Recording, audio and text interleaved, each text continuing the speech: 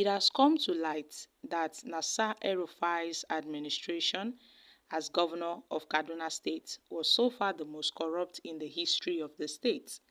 Now, a former federal lawmaker, Shehu Sani, has noted how he received series of death threats under El-Rufai's administration for speaking against its massive looting, for speaking the truth. He received lots of death threats because of this. And it's quite obvious that Kaduna State had come to a standstill because of the recklessness of El-Rufai's administration. And Shehu Sani did not leave details out. He also spilled how he received death threats, attacks on his life, for simply calling for accountability, for simply calling for transparency in Kaduna State finance. When El-Rufai was in office, he was more like a lone voice, calling for transparency, calling for accountability in the way the finances of Kaduna State government were mismanaged, starting from 2015 to 2023. And in that process of calling for accountability, he received lots of attacks, persecution, threats to his life, but so far he has remained consistent and has refused to be silenced because he knows very well that El-Rufai's administration was so far the most corrupt in the history of Kaduna State.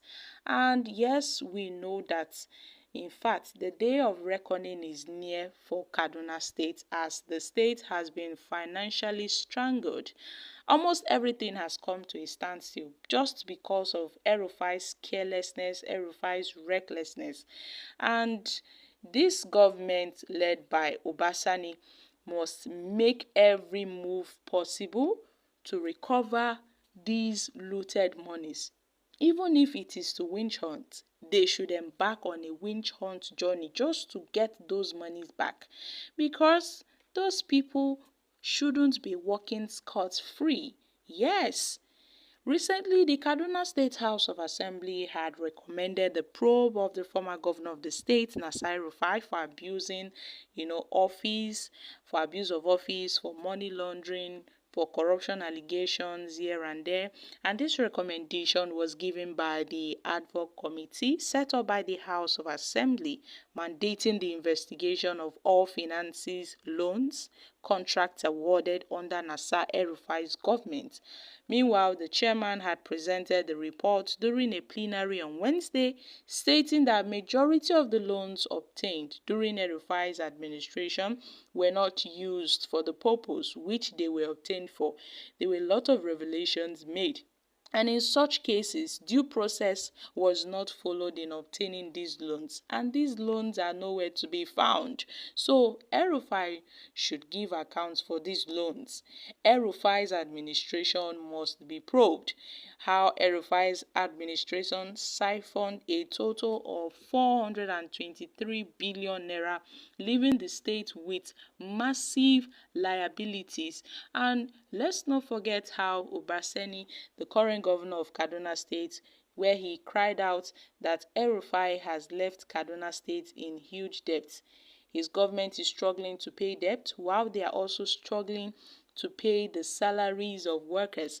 And in the midst of all these calls for El-Rufai's probe, Senator Shehu Sani had noted that the indictment of the previous governor of the state, El-Rufai, by the House of Assembly is a vindication for all he has been saying, because he has been singing this for long, not today, for quite a long time. But it seems that these recent revelations by the State House of Assembly has made it known that, see, El-Rufai's administration was deeply immersed in corruption. Other politicians in the state were intimidated and they were silenced by El-Rufai's government. Some of them couldn't speak up because they were scared of El-Rufai, because of the fear of persecution or the fear of attacks. But then, Shehu Sani had to put his life along the line. On several occasions, he was persecuted. Several attempts were made on his life and that of his supporters. But he refused to back out. He refused to back out. The governor and his criminal gang looted Kaduna State Treasury. Even the people inside and outside of the state were deceived by all this propaganda because they were trying to cover it up. Now, these guys have done a lot of damage to millions of people in Kaduna State. But then, many politicians in the state were silenced out of fear of arrest, out of fear of attacks by thugs, or having their properties being demolished here and there. But Shehu Sani has maintained his ground.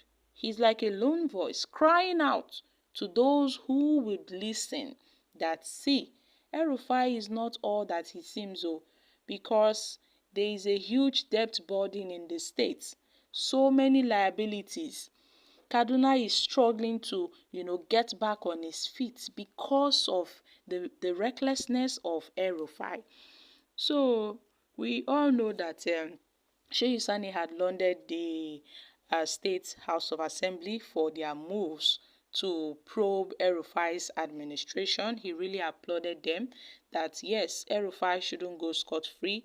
He must be probed. They must look into his records. They need to do some investigations. El-Rufai cannot just go like that after committing such evils. But then, when all these stories started making rounds on the internet, El-Rufai had in his own, noted that all these things were mere propaganda against him, that his administration ruled with honesty, his administration ruled with integrity, that all these things are just mere talks, just to dent his character, to dent his image, that all these talks are false.